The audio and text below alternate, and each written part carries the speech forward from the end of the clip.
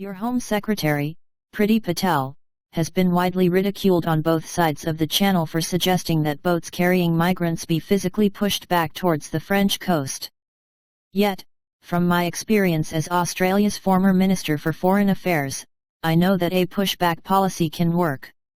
To solve a migration crisis, you have to smash the business model of the criminal gangs of people traffickers.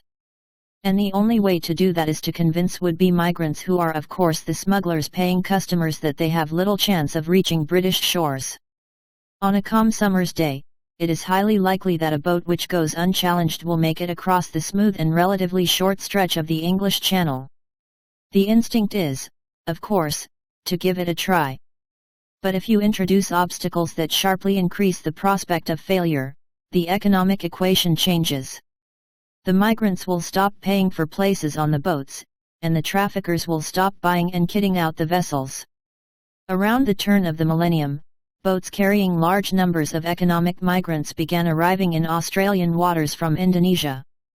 This was problematic on various levels.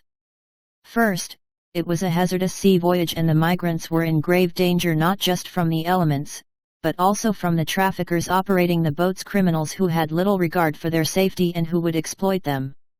Second, the new arrivals were making a mockery of our asylum and immigration systems by leapfrogging the 20,000 or so refugees we admitted every year in orderly settlement programs. So we decided on direct action. We sent out patrol boats to intercept the vessels operated by the traffickers, boarded them and took command. Safety checks and running repairs were made, then the migrants' boats were refueled and pointed back towards Indonesia. Ships of the Australian Navy patrolled the waters to ensure they did not turn around again. We also provided the Indonesian authorities with the precise coordinates of the boats so they could monitor their progress and be on hand if there was an emergency. As word spread around Indonesia that we were determined to stamp out the trafficking, it soon stemmed the numbers. I see no reason why this cannot be done in the Channel. French ministers have already objected to your Home Secretary's proposal, but that was predictable. What the British government needs to make clear is that its laws are being broken, and that the problem originates in France. Under international law, there is no basis for migrants leaving a safe country such as France to seek asylum in another country.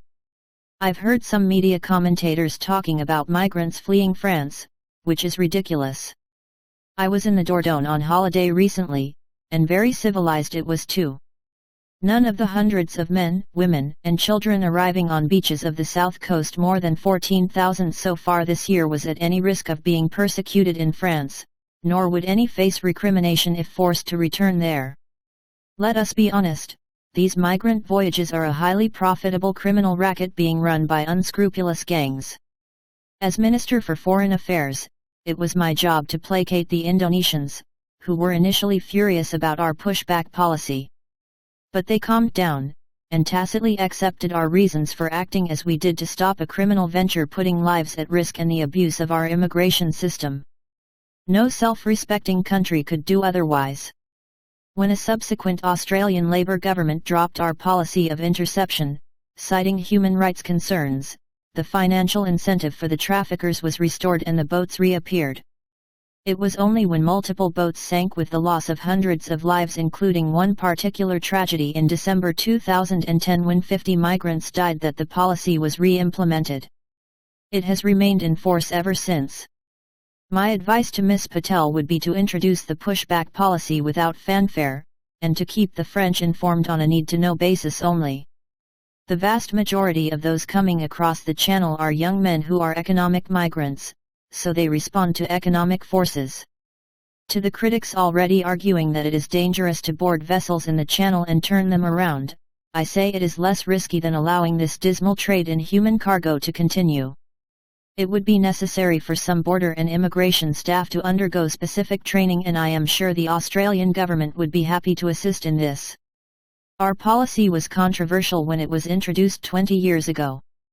But now it is widely accepted that if you are a country determined to remain open to genuine refugees and legal immigrants, then your borders have to be protected.